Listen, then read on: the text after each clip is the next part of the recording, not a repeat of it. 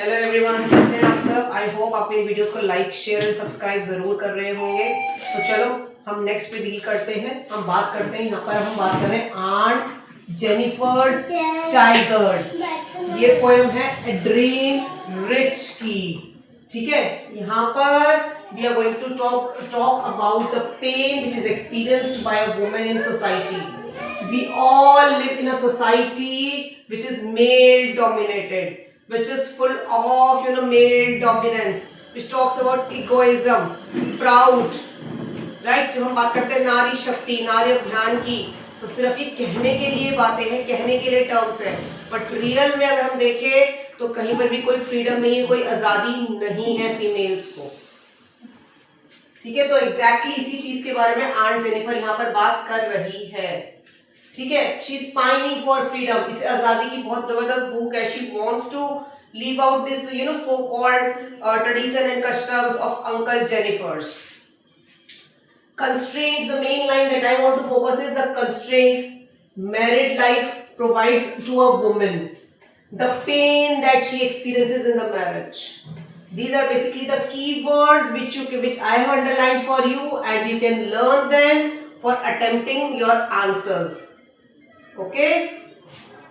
Then यहाँ पर जब आंट जेनिफर की हम बात करते हैं तो aunt Jennifer's tigers prance across a screen. So मतलब कि वो झपटते हुए निकलते हैं बहादुर tigers. The panel that she made, it has the tigers which are unafraid, which are proud, egoistic, just like the male member of the family, right? So she is in the grip, मतलब जकड़ में किस चीज के? उन सारी रीति रिवाज के, उन सारे डर के जो अंकल जेनिफर की फैमिली उसको ऑफर करती है, या अंकल जेनिफर की वजह से वो सफर कर रही है।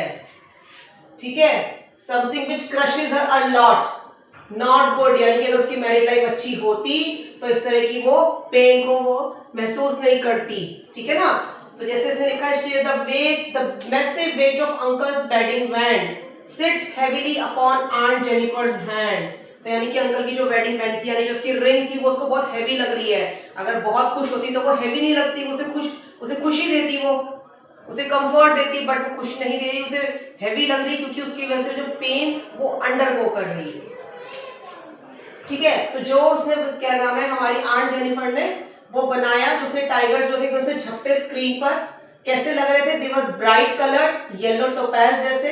डिनाइजर्स का मीनिंग होता है the dwellers of green forest, talking about the ultimate reference to tigers. Don't fear, the tigers never fear the men standing beneath the tree. आप लोग डर जाओगे टाइगर्स को देख के, आपकी सुसु निकल जाएगी, बट टाइगर्स तो अपना बेखौफ होके बेडर से निकल जाएंगे।